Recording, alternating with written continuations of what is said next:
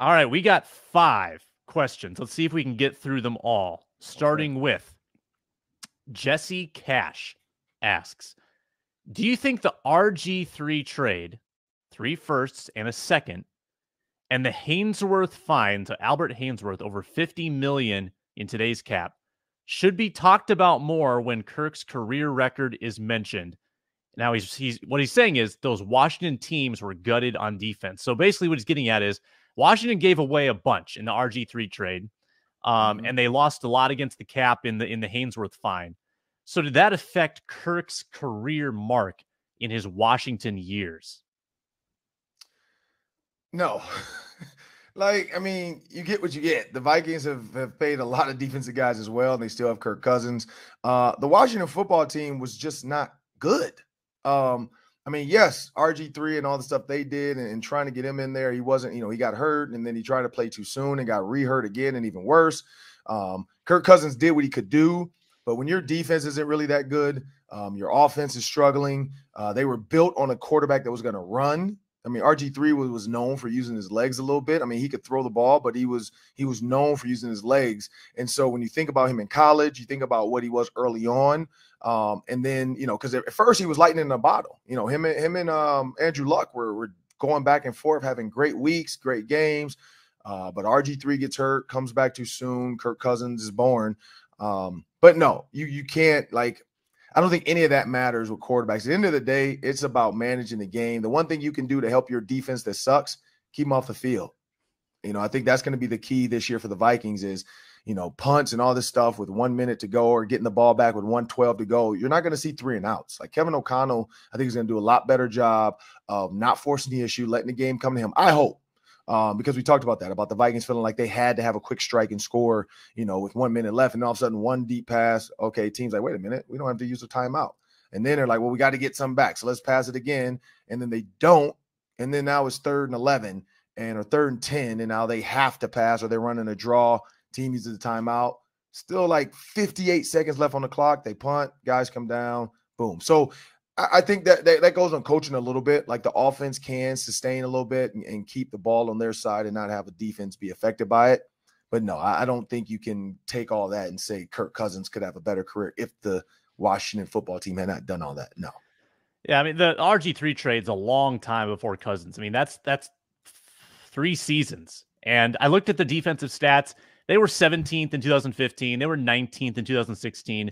They were pretty bad in 2017. I'll grant you they were 27th, but you can win with a 17th and 19th ranked defense. Right. So yeah, I don't think it was a gigantic kind of black cloud over the Washington football. I mean, the Vikings had a 25th ranked defense and they still almost made the playoffs every time. So, hey, they could do it.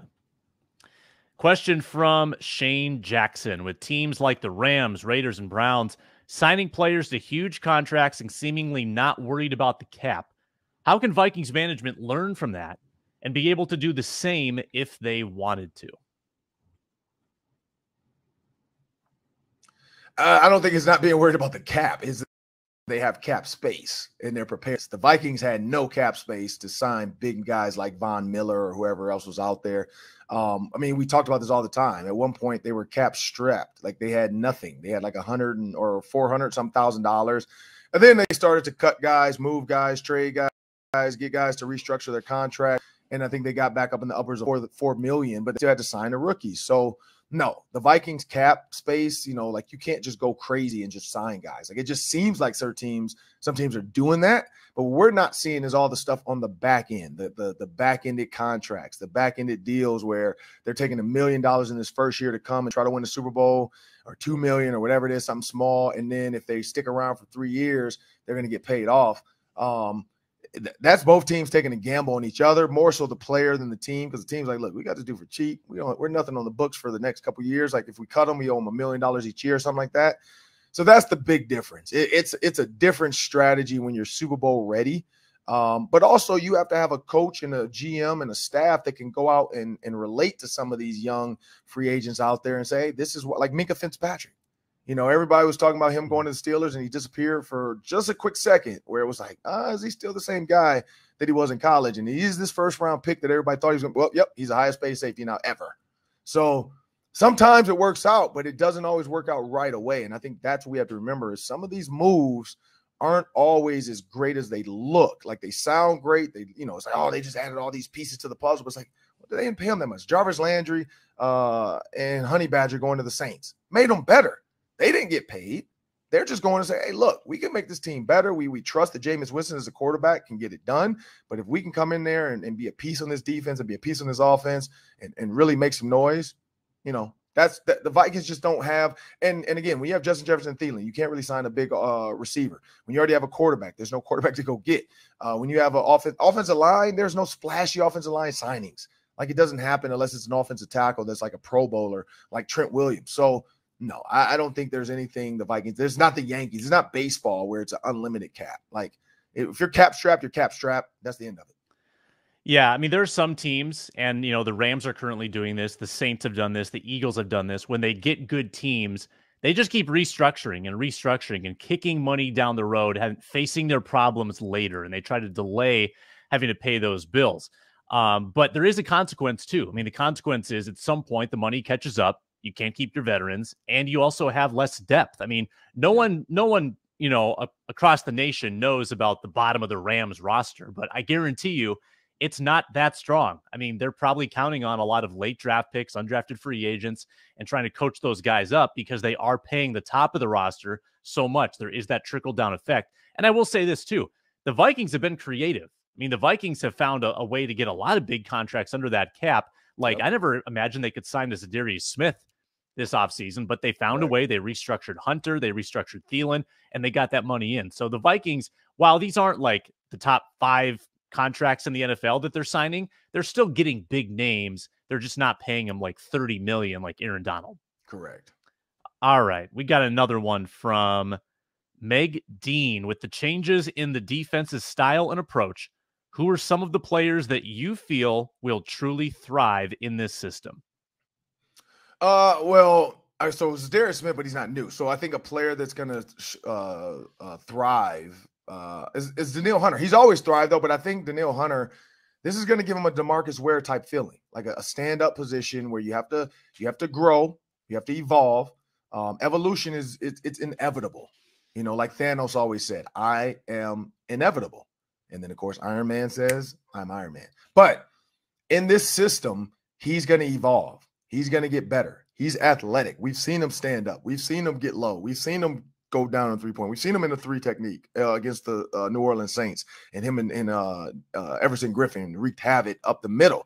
So when you can do this this is part of our defense. It's not like Mike said something special. This is our defense. Our defense end is now going to go to our 3 technique and stand up.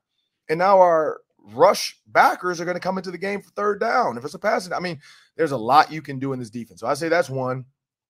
2, I think Harrison Smith's going to have a resurgence.